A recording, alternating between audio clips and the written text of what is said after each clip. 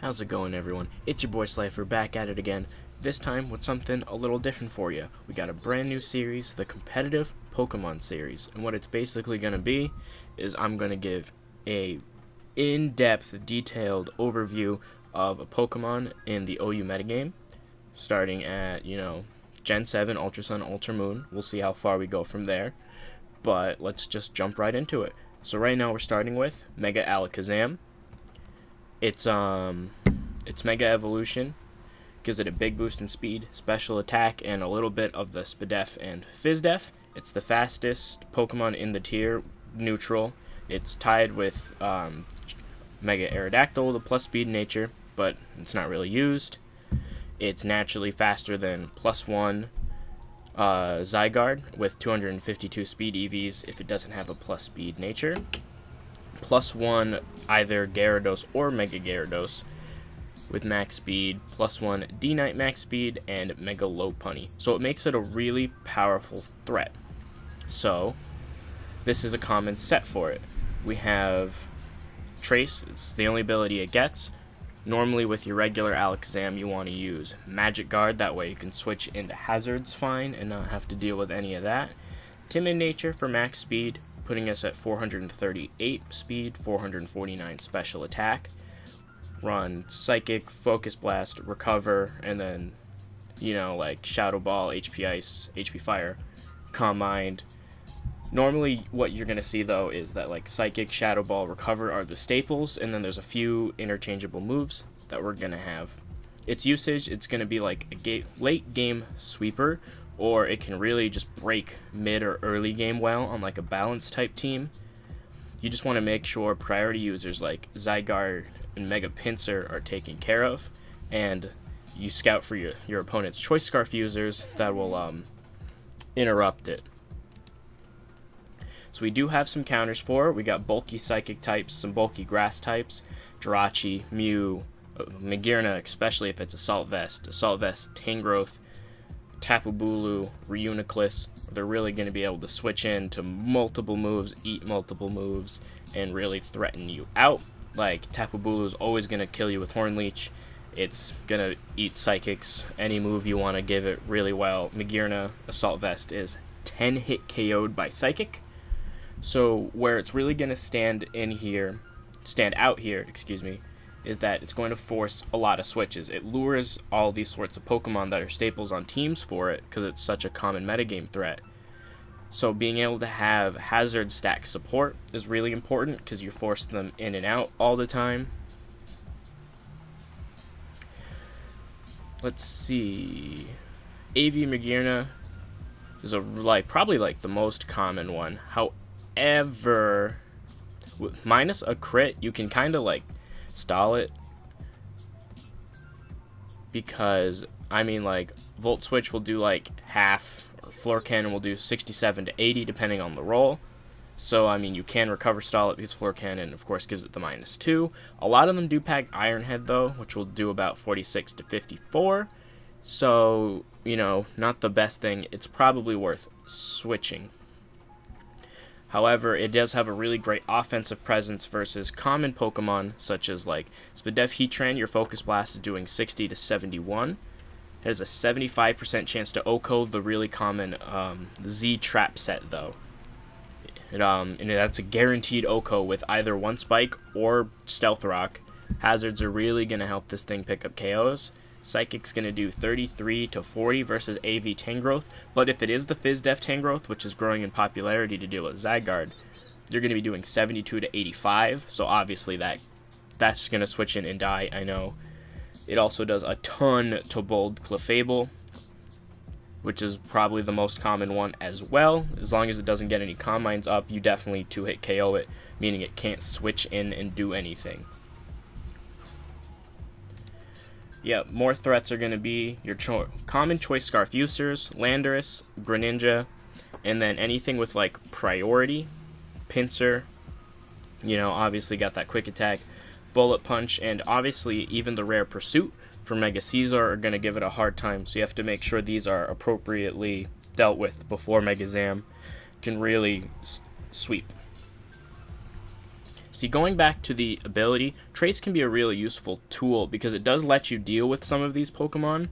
Like copying Swift Swim versus a Rain Team is going to be really busted. It'll hit 876 speed, which is faster than Unburden Hawlucha with Unburden procced, a Landorus with a Rock Polish, speed boosted Mega Sharpedo at +2, a +2 Dragon Dance, Zygarde, Charizard X, Zygarde, Salmance, +2 Quiver Dance, Volcarona, +2 speed boost Scolipede. It's really going to put in a ton of work there. It can copy Beast Boost, it can copy Soul Charge or Protean for the offensive side, but it can copy, like Flash Fire versus Tran, Levitate versus the Latias, meaning if it doesn't have Draco, you can 1v1 it, and then Regenerator versus Tornadus, Therian, Tangrowth, Toxapex, meaning it can, constantly switch in on them and switch out really safely, giving you just like a dedicated safe switch in to like Toxapex, which can be super annoying. It pairs well with fairy types like, Clefable, Magearna, Tapu Lele. They're gonna give you your dark type switch-ins because Zam is still pretty weak on the Fizdev side. It really doesn't appreciate knockoff despite holding a Mega Stone. It's not gonna appreciate being pursuit trapped or crunched. It also means that you don't have to hit or even run Focus Blast. Lele is also a sick partner because you get stronger Psychic, and you don't have to worry about priority.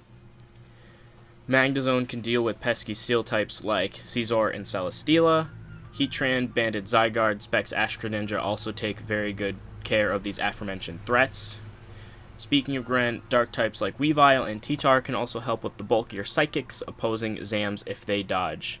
If they can dodge a Focus Blast.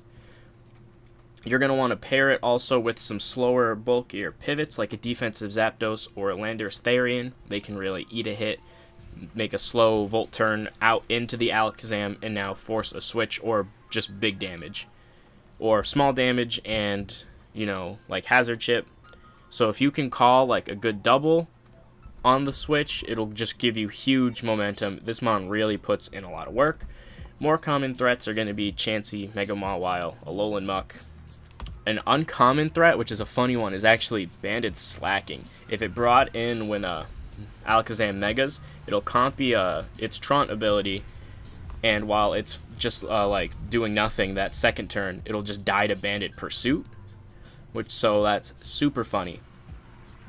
But on the other hand, you can run, if you want some big damage, you can run Modest Alakazam. That's going to put us at 399 speed, but 493 special attack, so you're going to be doing some big damage, and a neat tech that especially Modest can use is Zap Cannon, which has a 50% accuracy, but a 100% chance to paralyze.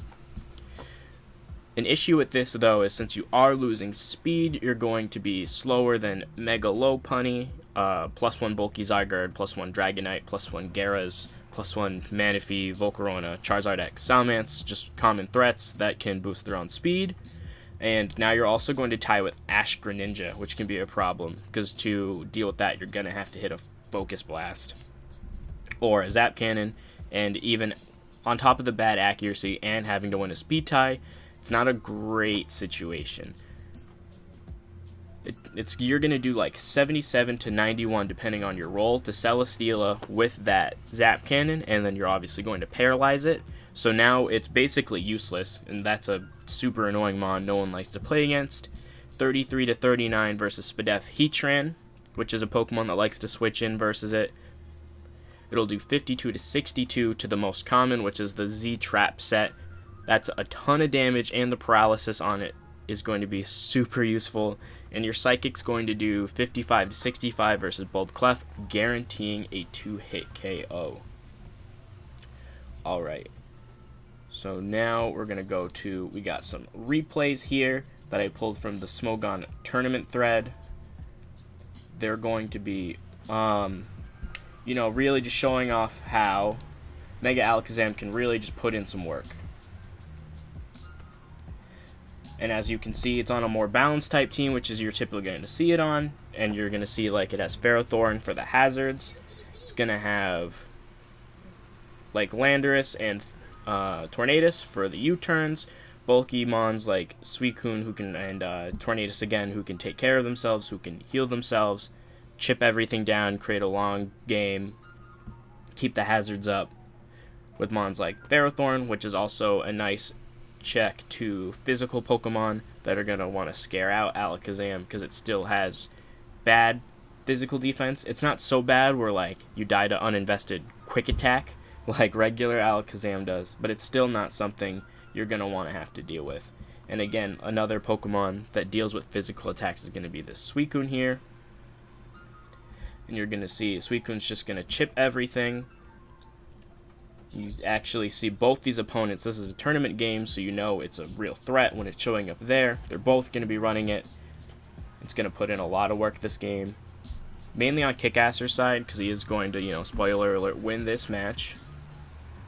Ferrothorn throwing up the rocks, just switching around. It's able to comfortably switch in on Heatran. He's going to actually not Mega, so he doesn't have to worry about that Toxic because of Magic Guard. So again, he's able to switch in on rocks, not take any damage. You won't deal with Toxic damage until he Mega Evolves because of the Magic Guard.